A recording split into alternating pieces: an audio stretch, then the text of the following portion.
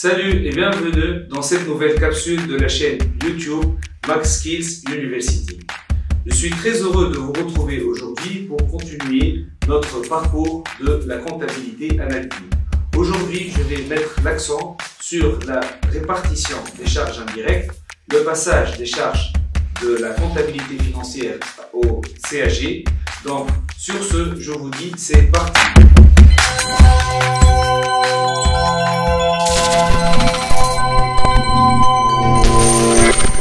Donc, on va essayer de retraiter les charges de la comptabilité financière. Donc, le point de départ serait les charges de la comptabilité financière, bien générale. Donc, on va commencer par les comptes de la classe 6. Je n'ai les comptes de la classe 6, le compte 60, jusqu'à arriver au compte 69. Au niveau de la CAG, on doit retrancher les charges non incorporables. Qu'est-ce que ça veut dire les charges non incorporables? Ce sont les charges non répétitives, les charges hors exploitation. Prenons un exemple. Au niveau du compte 63, le compte charge nette sur cession d'immobilisation et autres pertes sur éléments non récurrents ou exceptionnels, cette charge est considérée au niveau de la CAG comme une charge exceptionnelle puisqu'elle est non répétitive. On vend par exemple une voiture et on réalise une perte. Cette perte est considérée comme un élément exceptionnel, un élément non répétitif et par conséquent non incorporable. Autrement dit, toutes ces charges figurent au niveau de la classe 6, mais elles doivent être retranchées au niveau de la CAG pour aboutir à ce qu'on appelle les charges incorporables. Donc les charges non incorporables, ce sont les charges qui ne doivent pas figurer au niveau de la CAG. Deuxième exemple, les pertes extraordinaires. Prenons un exemple, une inondation. L'inondation est comptabilisée au niveau de la comptabilisée, au niveau du compte perte extraordinaire. Donc c'est un événement non répétitif et par conséquent on doit l'éliminer. Troisième exemple, les dotations aux amortissements et aux provisions. Comme vous savez, les amortissements, il y a plusieurs méthodes d'amortissement, l'amortissement linéaire, variable, massif, etc. Donc vous l'avez vu au niveau de la comptabilité 1. Donc au niveau de la CAG, il y a deux méthodes qui vont être éliminées. Tout d'abord, la résorption. La résorption, c'est une méthode d'amortissement direct. C'est une méthode qui va être appliquée sur 3 ans, donc elle est considérée comme un élément non répétitif à retrancher. Il y a l'amortissement dérogatoire, c'est un type d'amortissement qui doit être retranché. Pour les provisions, donc on a le compte dotation, les amortissements d'une part et les provisions. Pour les provisions, on a plusieurs types de provisions, provisions clients, stock, provision terrain, provision par exemple risque et charge et ainsi de suite. Donc au niveau des provisions, il y a des provisions qui doivent être éliminées puisqu'elles ont le caractère exceptionnel non répétitif. Exemple, la dotation aux provisions pour dépréciation de terrain. Donc c'est un événement qui est rare, donc il va être considéré comme non répétitif. Les provisions pour risque et charge, exemple litige, on a un salarié qui a été licencié, il n'a pas commis une faute grave, donc généralement qu'est-ce qui va se passer? Un procès qui aura lieu prochainement, donc ce procès, ce procès va aboutir au paiement d'une pénalité. Donc c'est un événement qui est hors exploitation, c'est un événement qui est exceptionnel, donc à éliminer. La prime d'assurance au profit du personnel, même raisonnement, les rappels sur salaire, même raisonnement, les impôts sur le bénéfice, que vous voyez là. Donc on n'est pas sûr de constater des bénéfices chaque année, et par conséquent, donc il y a des années où on réalise une perte, donc cet élément est considéré comme rare, non répétitif. Ok. Donc il n'y a pas une certaine continuité au niveau du bénéfice, on n'est pas certain qu'on réalise un bénéfice chaque année. Par contre, au niveau de cette liste, on ne trouve pas les charges supplétives. Qu'est-ce que ça veut dire supplétive? Supplémentaire. Exemple, la rémunération théorique de l'exploitant. Qu'est-ce que ça veut dire la rémunération théorique de l'exploitant? Au niveau de la logique de la CAG, l'exploitant est rémunéré en fonction des bénéfices. S'il y a des bénéfices, il va recevoir une part, ou bien il va les conserver une autre part. Donc la rémunération au niveau de la logique financière provient du bénéfice. Par contre, au niveau de la logique de la CAG, les hommes ont une rémunération théorique puisqu'elle n'existe pas au niveau de la comptabilité financière, de l'exploitant. Deuxième point, la rémunération théorique des capitaux propres. On sait généralement au niveau du compte charges financières, le compte 65 charges financières, les intérêts, les charges financières concernent les dettes. Donc on a un manque à gagner, on peut placer les capitaux propres au niveau d'un compte d'épargne, il va nous ramener des intérêts. Donc les intérêts, on va au niveau de la compte charge financière. Donc c'est une charge à ajouter, c'est une charge supplémentaire. Les charges supplétives, mais au niveau de cette liste. Par contre, les charges exceptionnelles, les charges non incorporables, et on ne doit pas les incorporer. Non incorporables, on ne doit pas les incorporer au niveau du calcul des charges de la CAG. Finalement, les différences d'incorporation. Donc, on doit calculer la différence entre l'amortissement de la CAG, ce qu'on appelle la dépréciation réelle économique aux charges d'usage, et l'amortissement de la comptabilité générale. Prenons un exemple simple pour illustrer. Donc, V0, on a 50 000.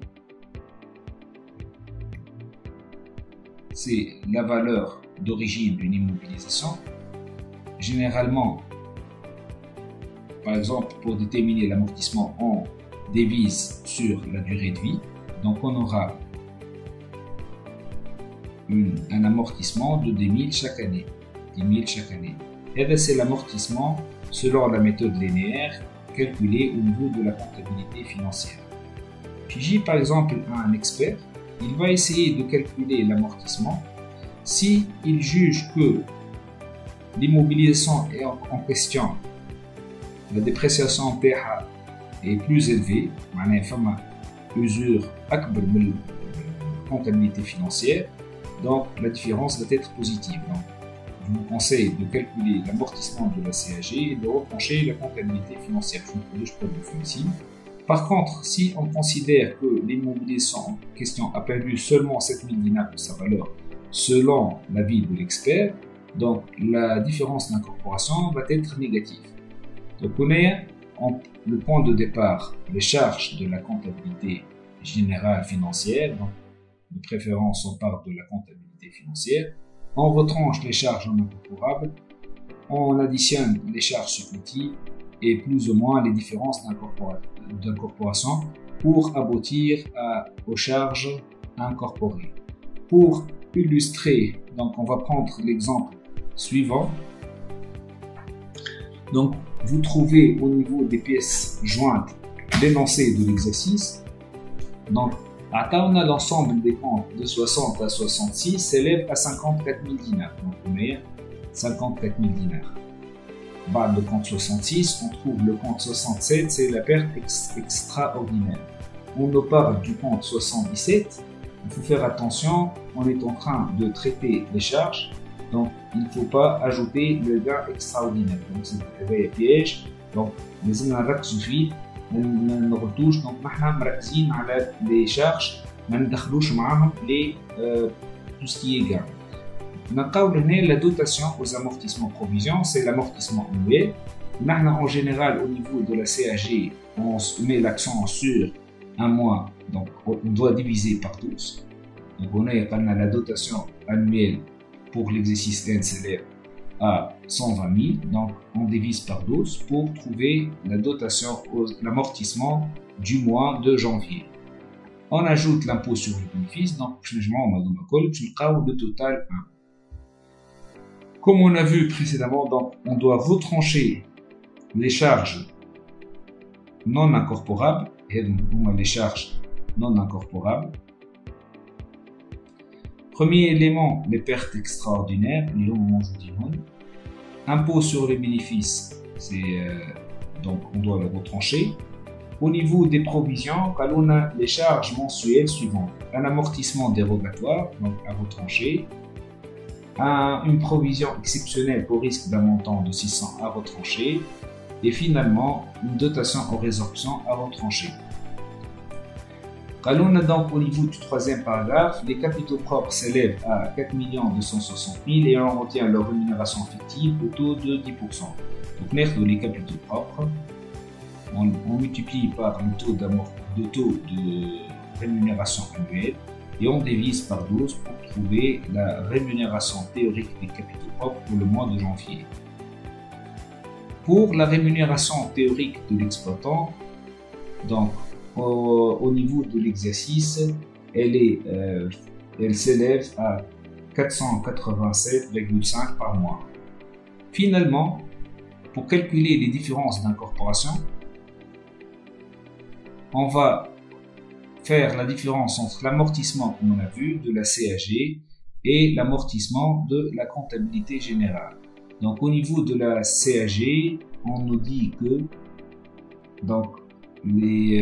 l'amortissement des immobilisations amorties sur 10 ans est acquise pour 16 000 dinars. Leur dépréciation, donc la dépréciation réelle, est de 1000. Par contre, la dépréciation au niveau de la comptabilité générale, on a vu qu'on doit la calculer V0 sur N.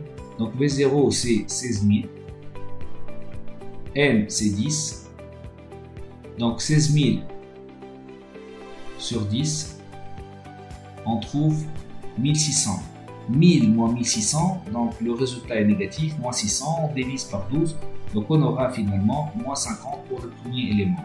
Deuxième élément est amorti selon la méthode dégressive, donc on va faire comme méthode dégressive, V0 sur grand N fois 2,5. V0 pour le deuxième élément s'élève à 8000, la durée c'est 5 ans, multiplié par 12, donc nombre de 2000 moins le résultat obtenu au niveau de la comptabilité financière, et on divise par 12, donc on aura un résultat de plus 36. Finalement, le résultat T4 c'est la différence d'incorporation, c'est moins 50 plus 36, donc on aura un résultat de moins 14. Pour aboutir au résultat final, donc on prend T1, on retranche T2, plus T3, et finalement on ajoute T4. Donc j'espère que cette vidéo vous l'avez kiffé. Si vous avez des choses à dire, écrivez dans les commentaires. Donc je vous dis à bientôt et bonne chance pour votre révision.